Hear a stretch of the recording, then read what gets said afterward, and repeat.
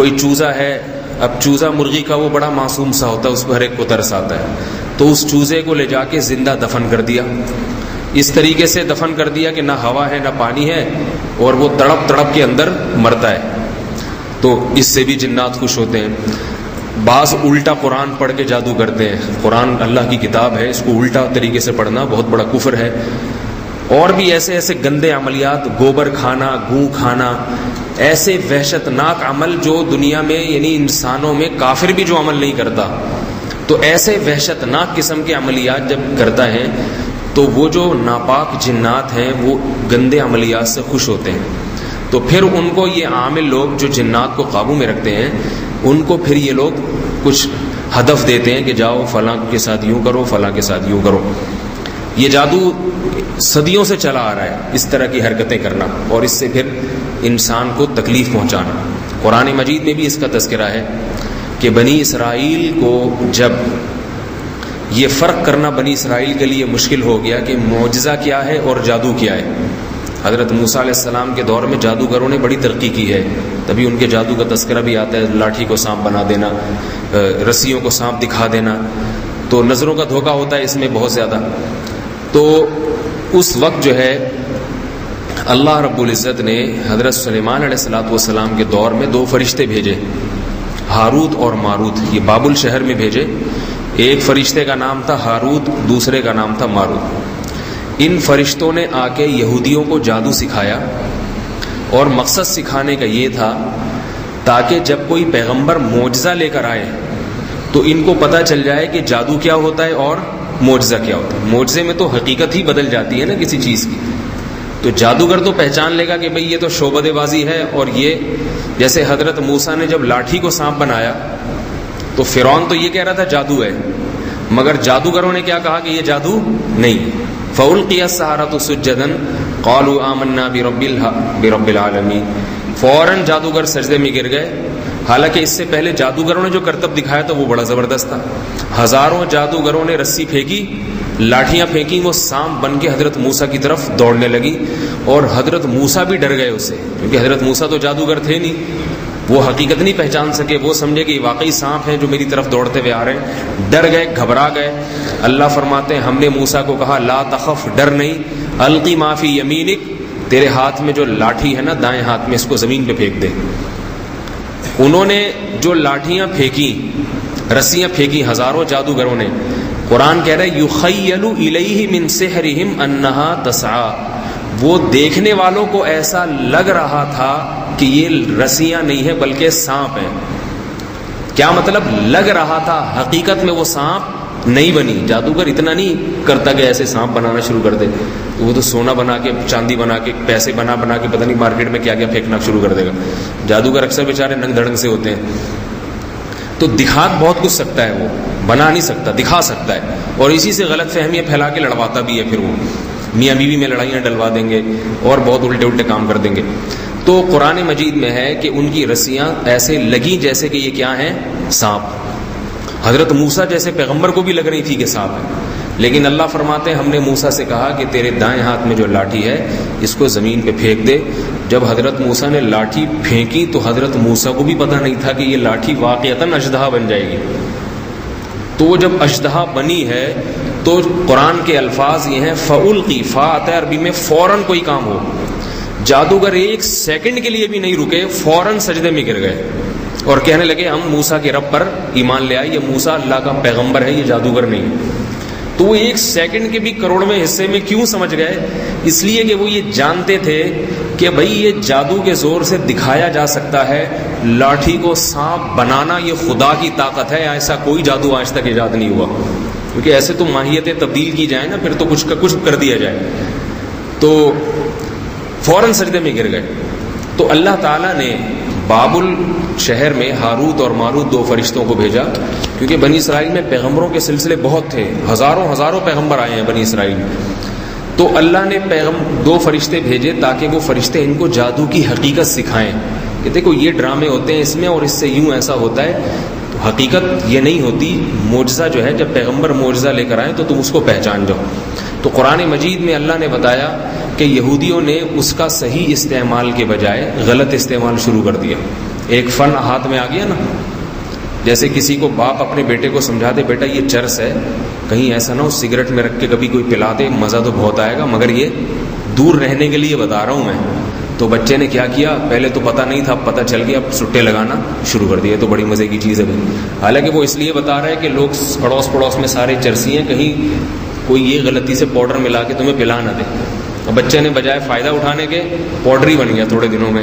صحیح ہے، خود وہ چرس پی رہا ہے.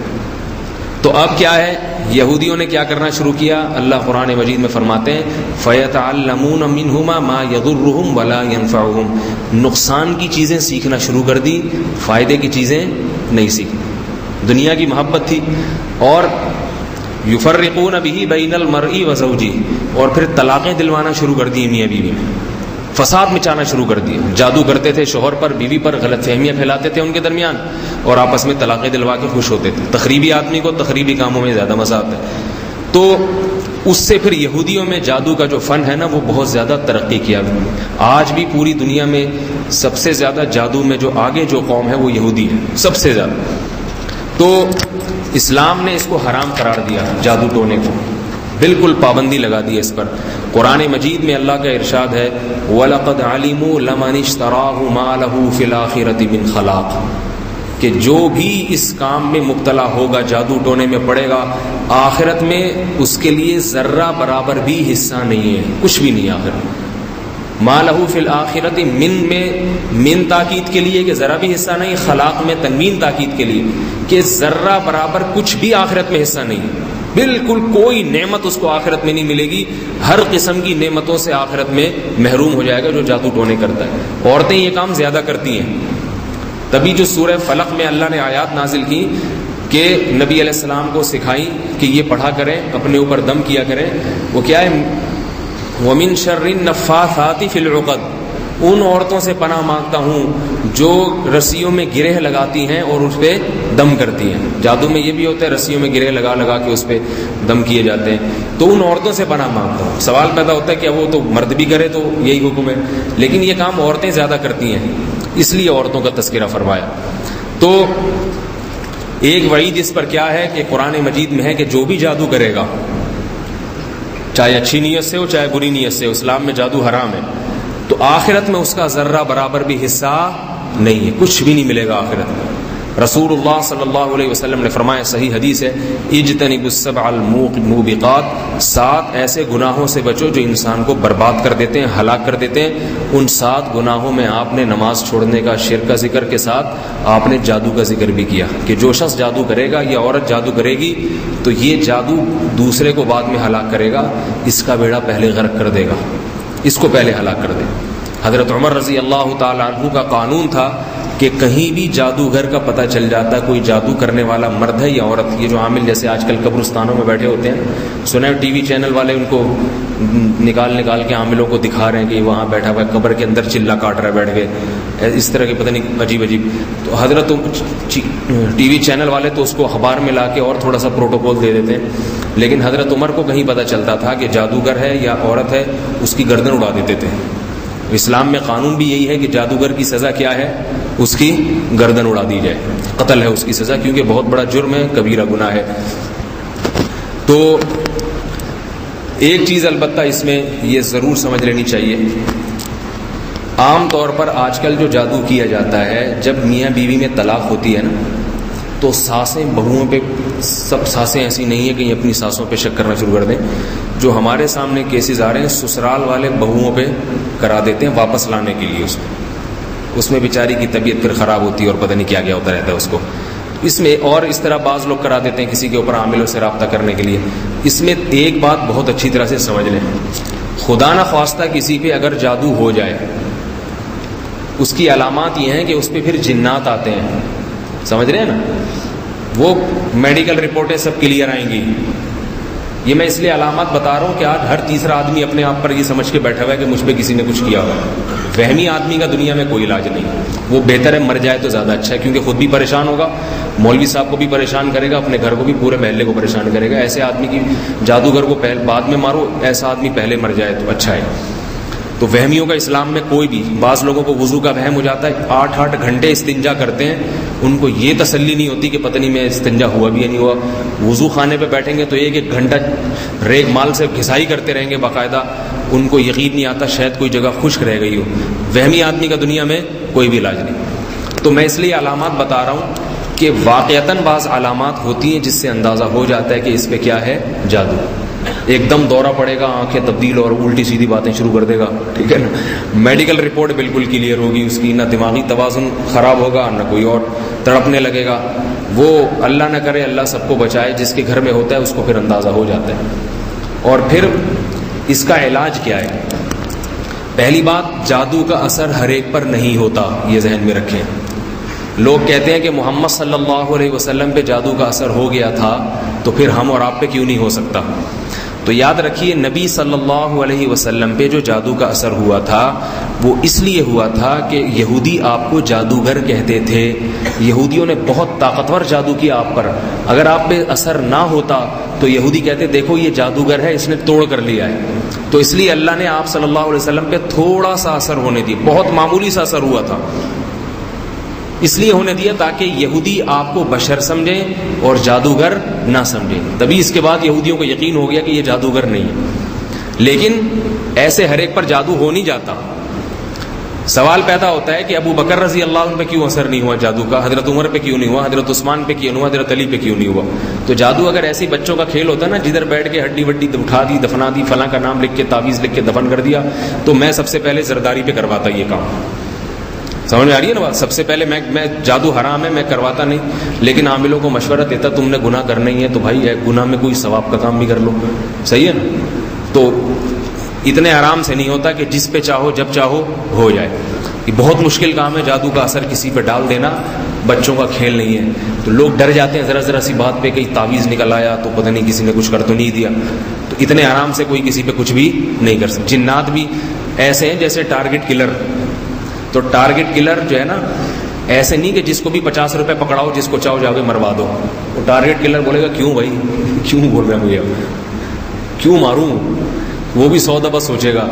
تو جیسے انسانوں میں ٹارگٹ کلر ہوتے ہیں، ان سے تعلقات بھی ہوں، اور پھر جس کو مارا جا رہا ہے وہ کس کیٹیگری کا آدمی ہے، اس کے اپنے بھی تعلقات تو نہیں ہے کہیں. تو ایسی جنات بھی ہر ایک پر ہاتھ نہیں ڈالتے، 100 دفعہ سوچتے ہیں. دوسری بات پہلا یہ نمبر لگا کے یاد رکھیں، جادو کے بارے میں بہت اہم معلومات دے رہا ہوں آپ کو. یار بھائی چینل سمجھیں آپ کے، بھی آپ کو پروگرام پیش کیا جا رہا ہے، ٹھیک ہے نا. لوگ اس لیے چینل تو بڑے شوق سے دیکھتے ہیں، مولوی صاحب کی باتیں شوق سے نہیں سنتے. پہلی بات، جس ہر ایک پر جادو کا اثر ہوتا نہیں ہے، سمجھ میں آئی ہے نا بات. تو آپ اپنے آپ پر اللہ پہ توکل کریں اور آپ اس میں اپنے آپ کو داخل کر لیں کہ جن میں اثر نہیں ہوتا. ایک دفعہ ہمت کر لیں گے مجھ پہ نہیں ہوتا تو انشاءاللہ پھر نہیں ہوگا، کیونکہ جو اللہ پہ اعتماد اور توکل کرتے ہیں ان پہ نہیں ہوتا جادو کا اثر. اتنی بہت مشکل ہوتا ہے جادو. دوسری بات یہ کہ اگر کسی نے جادو کا اثر کروایا تو جتنا وہ کروا رہا ہے ضروری نہیں کہ اتنا ہی ہو.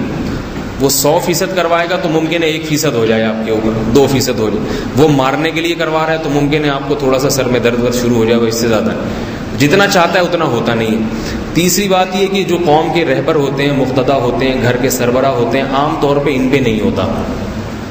سمجھ میں آ رہی ہے نا بات؟ ان پہ مشہور شخصیتوں پہ نہیں ہوتا. تو بہت ساری اس میں رکاوٹیں ہیں جادو ہونے میں، آسان نہیں ہے یہ. تو اس لیے آپ لوگ ماشاءاللہ نماز پڑھنے آتے ہیں، گھروں میں جایا کریں. کسی نے کوئی تعویذ رکھنا ہو، مسور کی دال پھینکنی ہو، کہتے پھینک کے چلا جائے، انشاءاللہ کچھ نہیں ہوگا. سمجھ میں آ رہی ہے نا بات؟ لوگ دیکھتے ہیں نا گھر کے باہر منڈیر پہ مسور کی دال پڑی ہوئی، ڈر جاتے ہیں یار اللہ خیر کرے، پتہ نہیں کسی نے کچھ کرور تو نہیں دیا، کہیں خون کی چھینٹیں نظر آ گئی. تو ڈرنے کی ضرورت نہیں ہے، کچھ بھی نہیں ہوتا. چھینٹیں میٹیں ایسی نہیں ڈریں گے تو جو تھوڑا بہت اثر ہو رہا تھا وہ بھی ختم ہو جائے گا. گھبرانا شروع کر دیا، کانپنا ہائے ہائے ہو، تو پھر جنات بصیرہ ڈالتے ہیں، بولتے ہیں یہ بندہ ڈرتا ہے، ادھر اس کو پریشان کرو. وہ تو خوش ہوتے ہیں انسان کو چھیڑو ہی نہیں. جیسے بچوں کی چڑ ہوتی ہے نا، کوئی موٹا ہوگا تو اس کو آپ نے ایک دفعہ کہتے ہیں نا موٹا موٹا، تو وہ